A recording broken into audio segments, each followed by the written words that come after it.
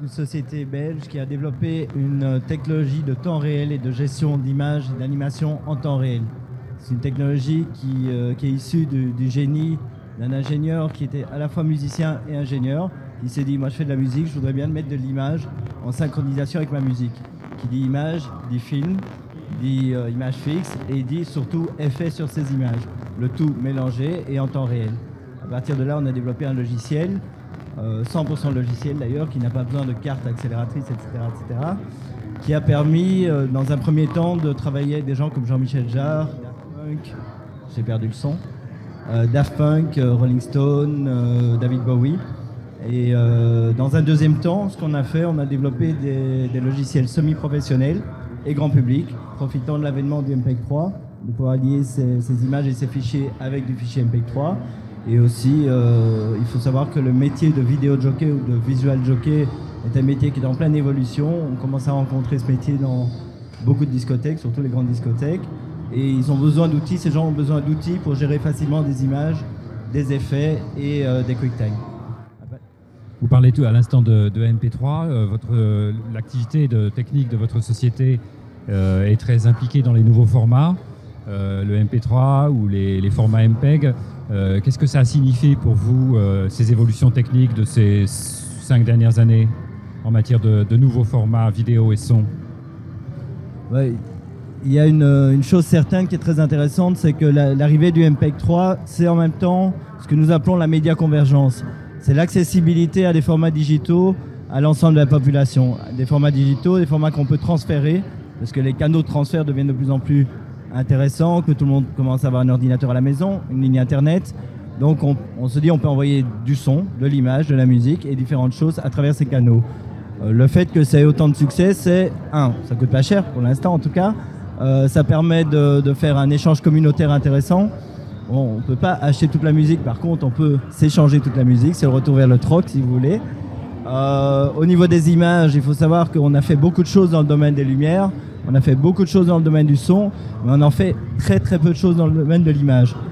Demain, tout le monde va pouvoir manipuler une image dans tous les sens, la découper, en faire un puzzle, en faire des animations, la transférer, la monter en film et l'envoyer à ses amis. C'est encore un outil de communauté à ce niveau-là. Est-ce que le fait de travailler comme vous le faites, de créer cette plateforme, est-ce que vous êtes un élément fédérateur, ce qu'on appelle? Est-ce que vous faites appel à d'autres sociétés? Vous avez travaillé en plateforme avec beaucoup de monde ou pas, par rapport à ce que vous faites quand vous parlez de son, d'image, à travers le streaming par rapport à Internet, si on prend cet exemple-là? Est-ce que vous n'avez pas intérêt à être un élément fédérateur par rapport à d'autres sociétés qui font soit de l'image, du son, etc.? Votre avis là-dessus? Absolument. On a d'ailleurs développé un logiciel qui est un logiciel de lecture de nos authoring tools, et ce logiciel de lecture est un plugin de lecteur MPEG-3. Ce qui signifie que c'est un plugin gratuit en plus, ce qui signifie qu'en téléchargeant ce plugin, on peut mettre de l'image personnelle sur n'importe quel lecteur MPEG-3, il va les gérer en analysant le son et en gérant les plateformes qu'on a créées. Notre but au niveau d'Arcos, c'est de devenir le standard de visualisation de séquences personnelles, ce qui fait toute la différence avec toutes les fractales qu'on peut trouver en plugin aujourd'hui sur ce type de logiciel. On peut implémenter ses propres images au niveau d'un lecteur qui est un lecteur public. Vous êtes en rapport, en lien avec de nombreux autres acteurs professionnels dans le domaine, en situation d'alliance. Et vous m'aviez dit tout à l'heure que vous avez nouvellement une succursale à San Francisco, aux États-Unis. À quoi ça correspond sur le plan commercial ou sur le plan de la stratégie de l'entreprise? Il faut savoir que la Silicon Valley, c'est là que tout se passe. C'est là qu'on a Cupertino. Cupertino, c'est le centre de Apple.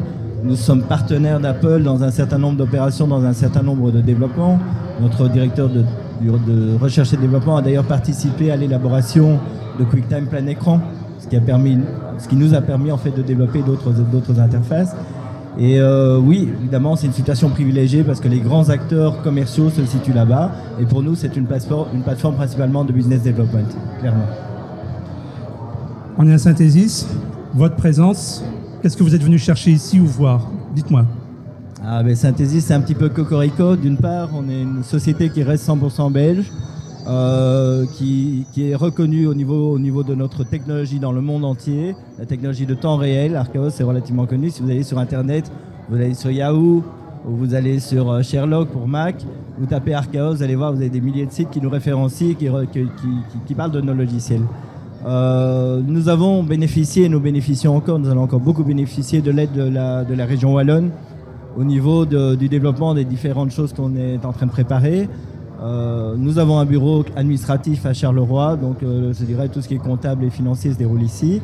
Et nous sommes en très très bon terme avec toutes les instances wallonnes. On est très fiers parce que la majorité de la société est d'ailleurs wallonne. Et ça prouve que dans un pays comme le nôtre, dans une région dont on ne parle pas toujours de manière optimale, eh bien, on développe des technologies très puissantes au niveau mondial. Yvan Lesage, je vous remercie pour cet entretien. Je rappelle que vous êtes directeur général de la société Archaos et je vous souhaite un bon festival.